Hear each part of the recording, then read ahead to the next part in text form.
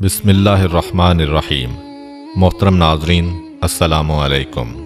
آج کی ویڈیو حضرت عیسیٰ علیہ السلام کے معجزات اور نصیحتوں پر مبنی مختلف واقعات پر مشتمل ہے۔ حضرت عیسیٰ علیہ السلام نے 30 سال کی عمر میں رسمی طور پر لوگوں کے سامنے اپنی رسالت کا اعلان کیا۔ چونکہ جو بھی رسول آیا اس نے معجزات کے ذریعے اپنی رسالت کو ثابت کیا، لہٰذا حضرت عیسیٰ علیہ السلام نے بنی اسرائیل سے کہا، میں تمہارے پاس تمہارے پروردگار کی نشانیاں لے کر آیا ہوں۔ اس کے بعد اپنے 5 معجزات بیان کرتے ہوئے کہا، میں مٹی سے پرندے کی شکل بناؤں گا اور اس میں کچھ دم کر دوں گا تو وہ حکم خدا سے پرندہ بن جائے گا۔ میں پیدائشی اندھے کو بینائی دوں گا۔ میں برس کے مریض کا علاج کروں گا۔ حکم خدا سے مردوں کو زندہ کروں گا۔ تمہیں اس بات کی خبر دوں گا کہ تم کیا کھاتے ہو اور گھر میں کیا ذخیرہ کرتے ہو۔ یقیناً ان سب میں تمہارے لیے نشانیاں ہیں اگر تم صاحب ایمان ہو۔ اللہ میرا اور تمہارا دونوں کا رب ہے، لہٰذا اس کی عبادت کرو کہ یہی صراط مستقیم ہے۔ کچھ لوگ حضرت عیسیٰ علیہ السلام پر ایمان لے آئے اور کچھ لوگوں نے ان کا انکار کیا اور ان کے معجزات کو سحر و جادو سے تعبیر کیا۔ لیکن حضرت عیسیٰ علیہ السلام مسلسل لوگوں کو دعوت توحید دیتے رہے اور انہیں پند و نصیحت کے ذریعے راہ حق کی طرف ہدایت کرتے رہے۔ ایک دن وہ اپنے 12 خاص دوستوں، جن کو حواری کہا جاتا تھا، کہ ہمراہ سرزمین اردن سے بیت المقدس کی جانب روانہ ہوئے۔ دوران سفر انہوں نے جو بھی اندھا اور اپاہج دیکھا اسے اذن خدا سے شفا دی۔ انہوں نے یوں لوگوں کو خدا کی نشانیاں دکھائیں، بت پرستی و انحرافات سے روکا اور خداوند عظیم کی طرف رہنمائی کی۔ حضرت عیسیٰ علیہ السلام کے حواری 12 افراد تھے جو ان کے خاص الخاص دوست تھے اور ان کے ساتھ مخلص تھے، سوائے ایک کے۔ ان حواریوں کے نام یہ تھے: پطرس، اندریاس، یعقوب، یوحنا، فیلوپس، برتلولما، توما، متی، یعقوب بن حلفہ، شمعون، یہودا جو کہ یعقوب کے بھائی تھے، اور یہودا اسخریوتی۔ اس آخری حواری یہودا اسخریوتی نے حضرت عیسیٰ علیہ السلام کے ساتھ خیانت کی تھی۔ اس منافق شخص نے یہودیوں کو حضرت عیسیٰ علیہ السلام کا پتہ بتایا تھا، جس کے بعد وہ حضرت عیسیٰ علیہ السلام کو پکڑ کر لے گئے تھے اور ان کو سولی پر لٹکا دیا تھا۔ لیکن اللہ تعالیٰ نے انہیں زندہ آسمان پر اٹھا لیا تھا، جہاں وہ اب تک زندہ ہیں۔ یہ حواری اگرچہ حضرت عیسیٰ علیہ السلام پر ایمان لے آئے تھے، لیکن یہ لوگ حضرت عیسیٰ علیہ السلام سے آسمانی معجزہ دیکھ کر اپنے دل کو یقین سے سرشار کرنا چاہتے تھے۔ لہٰذا ایک دفعہ انہوں نے حضرت عیسیٰ علیہ السلام کی خدمت میں عرض کیا، کیا آپ کا پروردگار ہمارے لیے آسمانی دسترخوان مہیا کر سکتا ہے؟ ان کے اس مطالبے نے جو شک و شبہ کی بو دے رہا تھا، حضرت عیسیٰ علیہ السلام کو پریشان کر دیا۔ آپ علیہ السلام نے انہیں تنبیہ کرتے ہوئے فرمایا، اگر تم لوگ ایمان لائے ہو تو خدا سے ڈرو۔ حواریوں نے کہا، ہم چاہتے ہیں کہ اس غذا سے کھائیں تاکہ ہمارے دل اطمینان و یقین سے سرشار ہوں اور اچھی طرح جان لیں کہ آپ علیہ السلام نے جو کچھ کہا ہے وہ سچ ہے، تاکہ اس پر گواہی دیں۔ جب حضرت عیسیٰ علیہ السلام ان کے حسن نیت سے آگاہ ہو گئے تو خدا کی بارگاہ میں عرض کیا، خدایا ہمارے لیے آسمانی دسترخوان نازل فرما کہ ہمارے اول و آخر کے لیے عید ہو جائے اور آپ کی طرف سے ایک نشانی شمار ہو۔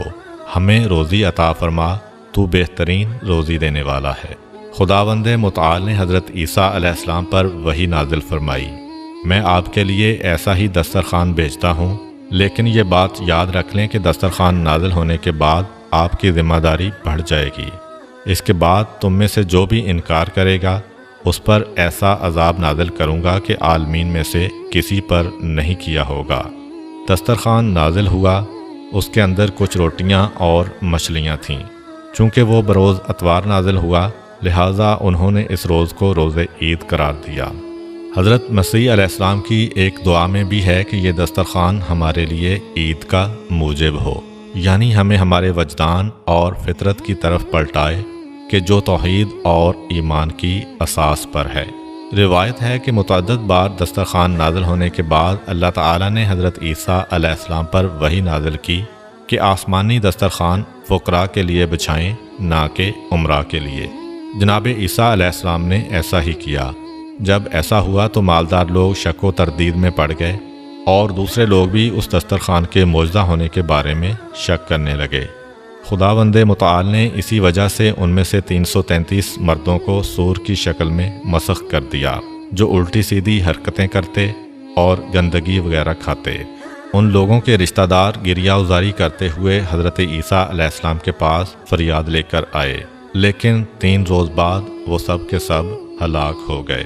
حضرت عیسیٰ علیہ السلام کا تبلیغ دین کے لیے ایک اہم ترین کام سیر و سیاحت تھا۔ آپ علیہ السلام کا ایک دوست تھا جس کا قد چھوٹا تھا۔ وہ ہمیشہ آپ علیہ السلام کے ساتھ نظر آتا تھا۔ ایک سفر میں وہ حضرت عیسیٰ علیہ السلام کے ہمراہ سفر پر روانہ ہوا۔ دونوں چلتے چلتے ایک دریا کے کنارے پہنچے۔ حضرت عیسیٰ علیہ السلام نے یقین خالص سے کہا بسم اللہ، پھر پانی پر چلنا شروع کر دیا۔ اس چھوٹے قد کے شخص نے جب حضرت عیسیٰ علیہ السلام کو پانی پر چلتے دیکھا تو اس نے بھی یقین خالص سے بسم اللہ کہا اور پانی پر چلنا شروع کر دیا۔ وہ چلتے چلتے جب حضرت عیسیٰ علیہ السلام تک پہنچا تو خود پسندی کے جال میں پھنس گیا اور اپنے آپ سے کہنے لگا، یہ عیسیٰ روح اللہ ہیں جو پانی پر چل رہے ہیں اور میں بھی پانی پر چل رہا ہوں۔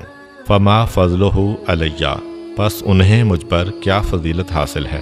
اسی لمحہ اس کے پاؤں بے قرار ہوئے اور پانی میں غرق ہونا شروع ہو گیا۔ اس نے فریاد بلند کی، اے روح اللہ، میرا ہاتھ تھام لیں اور مجھے غرق ہونے سے بچا لیں۔ حضرت عیسیٰ علیہ السلام نے اس کا ہاتھ پکڑا، اسے باہر نکالا اور فرمایا، اے دوست، تم نے کیا کہا ہے کہ پانی میں ڈوبنے لگے تھے؟ پست قد دوست نے کہا، میں نے کہا تھا کہ روح اللہ بھی پانی پر چل رہے ہیں اور میں بھی پانی پر چل رہا ہوں، پس ہمارے درمیان کیا فرق ہے؟ یعنی مجھے خود پسندی نے اپنے نرغے میں لے لیا تھا، جس کی سزا مجھے مل گئی ہے۔ حضرت عیسیٰ علیہ السلام نے فرمایا، تم نے خود پسندی کی وجہ سے اپنے آپ کو اس مقام و مرتبہ پر سمجھا جو خدا نے تمہارے لیے قرار نہیں دیا تھا، لہذا تیرے اوپر خدا کا غضب نازل ہوا ہے۔ جو کچھ تم نے کہا ہے اب اس سے توبہ کرو۔ اس شخص نے توبہ کی، اس کے بعد اسے وہی مقام و مرتبہ مل گیا جس پر خدا نے اسے فائز کیا ہوا تھا۔ ایک دن حضرت عیسیٰ علیہ السلام اپنے حواریوں کے ہمراہ سیر و سیاحت کرتے ہوئے ایک گاؤں بلازدہ تک پہنچے۔ کیا دیکھتے ہیں کہ وہاں پر انسان، پرندے اور چرندے سب موت کی نیند سو رہے ہیں۔ حضرت عیسیٰ علیہ السلام نے اپنے ساتھیوں سے فرمایا، معلوم ہوتا ہے کہ یہ سب لوگ عذاب الہی کی وجہ سے موت کے گھاٹ اتر چکے ہیں، کیونکہ اگر وہ یکے بعد دیگرے مرتے تو ضرور